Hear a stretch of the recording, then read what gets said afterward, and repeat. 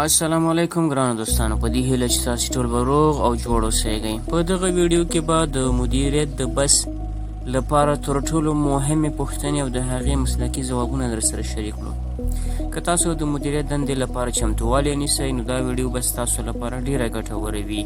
ویډیو تر پایه پورې وګورئ. السلام علیکم، ستړي مه شئ. مهرباني وکړئ خپل ځان راته معرفي کړئ. وعلیکم سلام، ډیره مننه چې ماته مو د دې مهمې دندې لپاره د مرکې فرصت راکړ. زه یو پر ځان باور لرونکی هدفمن مدیر یم. د ټیمونو د رهبرۍ، د ستونزو د حل او د مهمو پروژو د مدیریت پراخه تجربه لرم. زه باور لرم چې د هر ټیم بریا د اغیزمنې رهبرۍ، واضح لید او ګډ کار پایله ده. زما موخه تل دا وي چې خپل ټیم وهڅوم او د ادارې ستراتیژیک اهداف ترلاسه کړم. ډېر ښه. ولې غواړئ مدیر شئ؟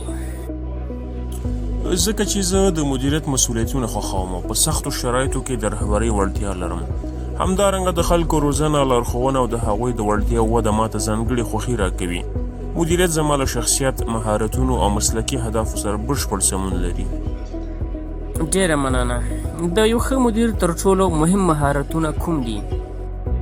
یو بریالی مدیر باید قوي د اړیکو جوړولو مهارتونه ولري، د ستونزو د حل وړتیا ولري، ستراتیژیک فکر ولري، ښه تنظیم، د دندو سپارلو مهارت او د ټیم د هڅونې وړتیا ولري. سربیره پر دې مدیر باید پیاوړی تصمیم نیونکی وي او د ادارې د اهدافو په اړه ژوره پوهه ولري.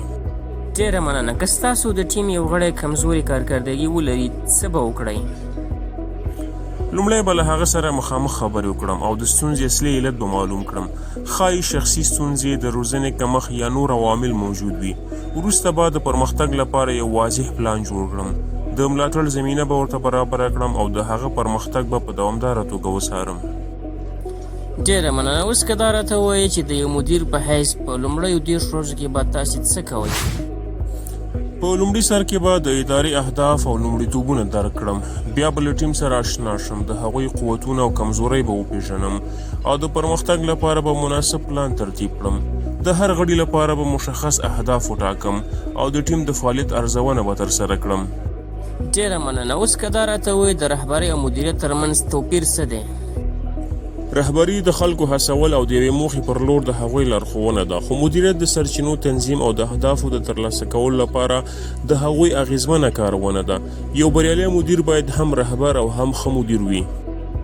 ډېره مننه. اوس که دا راته ووایې چې ستاسو د مدیریت سبک څه ډول دی؟ زه د مدیریت 3 سبکونه کاروم: آمرانه، بدلون غوښتونکی او د دندو سپارلو سبک.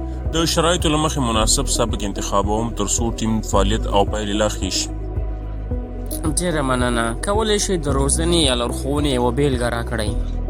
هو، ولې نه. ما په خپل پخواني کار کې د ټیم یو غړي ته د رهبرۍ فرصتونه برابر کړل. مختلفې پروژې مې ورته وسپارلې او دوامداره لارښوونه مې ورته وکړه. د څو میاشتو وروسته هغه د ټیم د مشر په توګه ترفیع ترلاسه کړه. ډېره مننه. اوس که دا راته ووایې تاسې دندې څنګه خپلو کارکوونکو ته سپارئ؟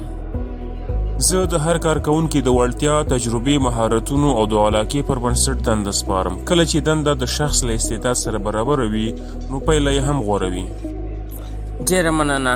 اوس که دا راته ووایې ولې باید تاسو د مدیر په توګه استخدام کړو؟ ځکه چې زه مسؤلیت منونکی، باوري او د پایلو ترلاسه کولو لپاره ژمن مدیر یم. زه کولی شم ټیمونه وهڅوم، ستونزې حل کړم او د ادارې اهداف په بریالیتوب سره ترلاسه کړم. زما تجربه او د رهبرۍ مهارتونه کولی شي ادارې ته ارزښت ورزیات کړي. ډېره مننه. اوس که تاسې د مرکې په پای کې کومه پوښتنه لرئ نو مهرباني. هو، مننه. غواړم پوه شم چې د هغه ټیم مهم قوتونه او ننګونې کومې دي چې زه به یې اداره کوم او همدارنګه د ادارې اوږدمهاله ستراتیژیک اهداف څه دي.